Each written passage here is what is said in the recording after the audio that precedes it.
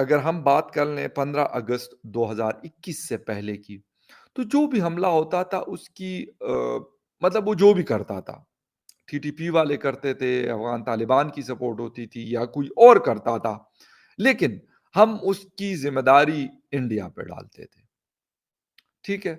या फिर अमेरिका पे डाल देते थे या फिर इस तरह की चीज़ों रॉ वगैरह इंडियस कहते हैं कि यार उनका जॉइंट वेंचर है और वो चल रहा है। पाकिस्तान ने, हमने आपको बताया था ना कल, उन्होंने धमकी दे दी पाकिस्तानियों को कि बेटा शहर में घुस घुस के निपटाएंगे, तुम्हें घुस घुस के निपटाएंगे हर जगह। तो उन्होंने एक सुसाइड अटैक करा पहले क्वेटा में, जिसके बारे में हमने आपको बताया था। यहां पे उन्होंने क्या कर दिया कि चार्ज डी अफेयर्स के ऊपर अटैक कर दिया। वो एक तो आई थिंक जख्मी है या खत्म हो गया उनका जो ये सिपाही इसरार मोहब्बत क्रिटिकली इंजर्ड है, और ये बाल बाल बच गए बेचारे।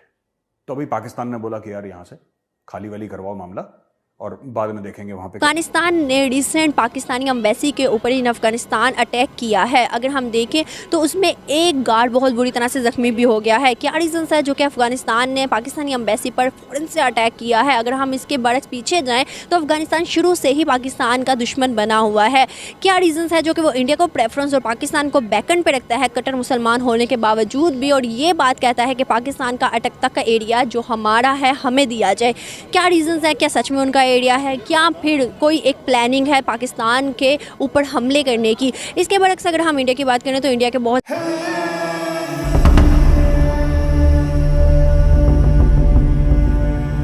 जय हिंद दोस्तों, देश की बात यूट्यूब चैनल में आप सबका स्वागत है। दोस्तों, एक बड़ा खबर आ रहा है कि अफगानिस्तान की राजधानी काबुल में स्थित पाकिस्तान की दूतावास पर आतंकी हमला हुआ है। पाकिस्तान की राजदूत पर गोलियां चलाया गया है। पाकिस्तान की राजदूत उबेर उर रहमान निजामी अभी सुरक्षित है, लेकिन दूतावास के एक कर्मचारी घायल हुआ है। दूतावास के पास में स्थित एक बिल्डिंग से गोलियां चलाया गया है। ये तो होना ही था दोस्तों। अगर आप सांप को दूध पिलाओगे तो एक ना एक दिन आपको ही काटेगा। दोस्तों, आप सब तो जानते ही है, जब अफगानिस्तान पर तालिबान कब्जा कर रहा था तब पाकिस्तान खुशियां मना रहा था। तब पाकिस्तान जश्न मना रहा था कि भारत का दूतावास बंद हो गया।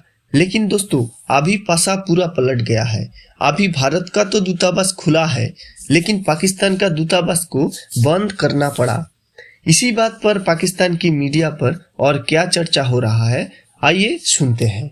इस वक्त बात ये हो रही है कि एक तो अगर हम बात कर लें 15 अगस्त 2021 से पहले की, तो जो भी हमला होता था उसकी मतलब वो जो भी करता था, टीटीपी वाले करते थे, अफ़गान तालिबान की सपोर्ट होती थी या कोई और करता था, लेकिन हम उसकी ज़िम्मेदारी इंडिया पे डालते थे, ठीक है?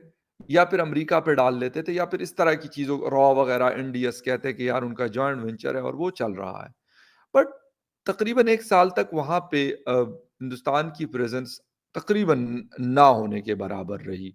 उनकी एम्बेसी भी बंद रही, उसमें कोई स्टाफ भी नहीं था और ऐसी सिचुएशन में मुझे नहीं लगता कि एम्बेसी ना होते हुए वहाँ रॉ के लोग और या इस तरह के लोग, क्योंकि हिंदुस्तान के मोस्टली लोग जो थे, वहाँ से निकल गए थे। ठीक है? अब इस तरह की चीज़ होना, इस वक़्त जिस वक़्त हिना रब्बानी दौरा करती है, उसपे भी बहुत सारी कंट्रोवर्सीज़ क्रिएट होती है। क्वेटा में टीटीपी अटैक करती है एफसी और पुलिस की गाड़ी के ऊपर और इसके साथ-साथ वो सीज़फायर एग्रीमेंट ख़त्म करने का ऐलान करती है। उसके बाद काबुल में ये वाक़या हो रहा है। लेकिन अगर हम इसको थोड़ा-सा लार्ज पर्सपेक्टिव में देखें तो मेरे ख़्याल में आपस में इसकी कड़ियाँ मिलती हैं।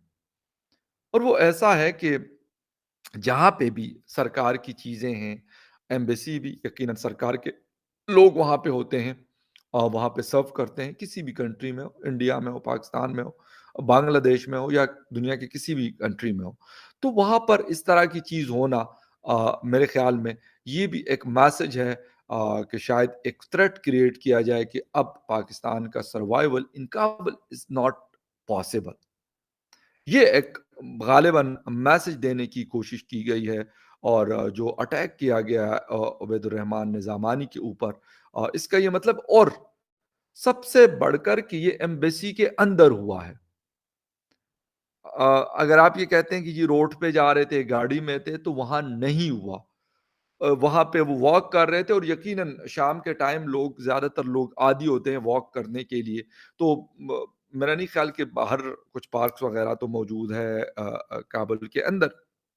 लेकिन मेरा नहीं ख़्याल कि ऐसे कोई प्रॉपर वॉक के लिए कोई एम्बेसी के लोग निकले, क्योंकि पाकिस्तान की एम्बेसी है भी पंजशेर जाते हुए रास्ते में आती है, काफ़ी बड़े एरिया में पाकिस्तान की एम्बेसी है। लेकिन करीबी बिल्डिंग्स थी और वहाँ से ये फायर किया गया। तो ये ऐसा नहीं है कि वहाँ पे कोई गया और उन्होंने कहा अच्छा जी जो हेड ऑफ मिशन है वो जी वॉक करें, चलो जी उस पे फायर कर दो, ऐसा नहीं है। पाकिस्तान ने, हमने आपको बताया था ना कल, उन्होंने धमकी दे दी पाकिस्तानियों को कि बेटा शहर में घुस घुस के निपटाएंगे तुम्हें, घुस घुस के निपटाएंगे हर जगह। तो उन्होंने एक सुसाइड अटैक करा पहले क्वेटा में, जिसके बारे में हमने आपको बताया था। यहां पे उन्होंने क्या कर दिया कि चार्ज डी अफेयर्स के ऊपर अटैक कर दिया। वो एक तो आई थिंक जख्मी है या खत्म हो गया उनका जो ये सिपाही इसरार मोहब्बत क्रिटिकली इंजर्ड है, और ये बाल बाल बच गए बेचारे। तो अभी पाकिस्तान ने बोला कि यार यहां से खाली वाली करवाओ मामला और बाद में देखेंगे वहां पे क्या करना है। लेकिन ये अच्छा, ये भी एक मैसेज था, ये तहरीक तालिबान पाकिस्तान की तरफ से जिसने भी करा है, ये एक मैसेज था। क्योंकि 48 घंटे पहले हीरा रवानी घर जो थी minister of state for external affairs Pakistan की, वो आई थी बात करने के लिए। किससे? तालिबान से। कहां? काबुल। ये बोलने के लिए कि साहब सब कुछ, बेसिकली ये जो झूठ है ना, जो हमने बताया था कल, जो पाकिस्तान का ही स्टेटमेंट था कि एजुकेशन है और सोशियो इकोनॉमिक है और पीपल टू पीपल, ये सब ये बकवास थी। बेसिकली ये लोग मांगने आए थे इनसे, तालिबान से, कि यार किसी तरीके से टीटीपी को रोको और हमारे ऊपर अटैक मत करो। मैंने बहुत पहले बोला था, जब इन्होंने फैज हमीद को भेजा था ना काबुल, तब भी मैंने बोला था यार तुम लोग अकल वकल से काम नहीं लेते क्या? तुम एक जर्नैल को भेज रहे हो और वहां पे पाकिस्तान से शदीद नफरत करते हैं अफगान। जो अफगान लोग हैं, अफगान स्ट्रीट, जो सड़क पे लोग चलते हैं, जो आम आदमी अफगानिस्तान को, पाकिस्तान से बहुत ज्यादा नफरत करता है।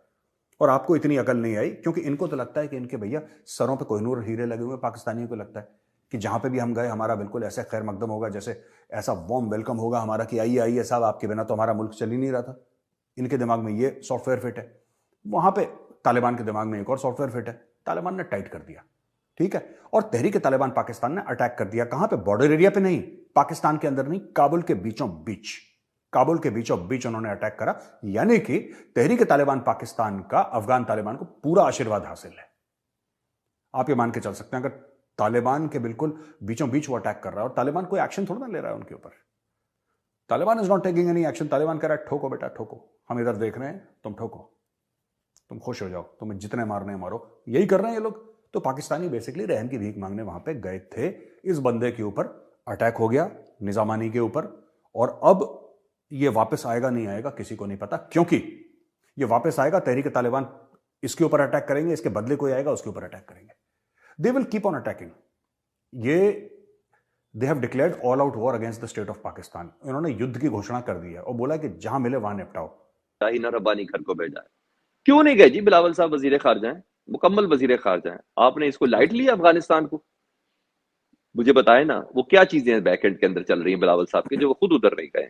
उनका खुद उधर मौजूद होना था। वो उन ममालिक में गए हैं जहां अभी कोई मामला ही नहीं है।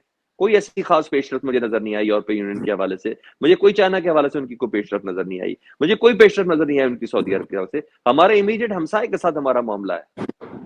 तो सर वो डिजर्व करते हैं कि वो डिजर्व करते हैं कि उनको इस सीट पे जो बिठाया हुआ है हमने? बिलावल साहब को अब एक बंदा जिसे मैं क्या कहते हैं कि मैं इस फॉरम पे यही कहूंगा, पाकिस्तान का है तो वजीर खारजा पोर्टफोलियो इतना बड़ा है ना, अभी उनकी ट्रेनिंग चल रही है, अंडर ट्रेनिंग वजीर खारजा है।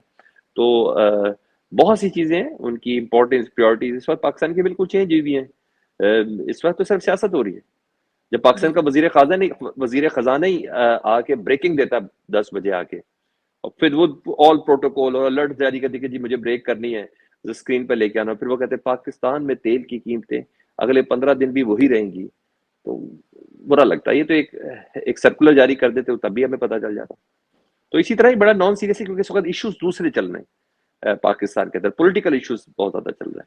तो चैलेंज ये बेसिकली नए आर्मी चीफ के लिए, नई मिलिट्री एस्टेब्लिशमेंट के लिए, फौज के लिए, क्योंकि अभी पूरी टीम चेंज हो रही है, उनके लिए बहुत बड़ा चैलेंज है। क्योंकि माजी में इस पे काम बहुत ज्यादा हुआ, चीजें बहुत ज्यादा बेहतर हो गई थी।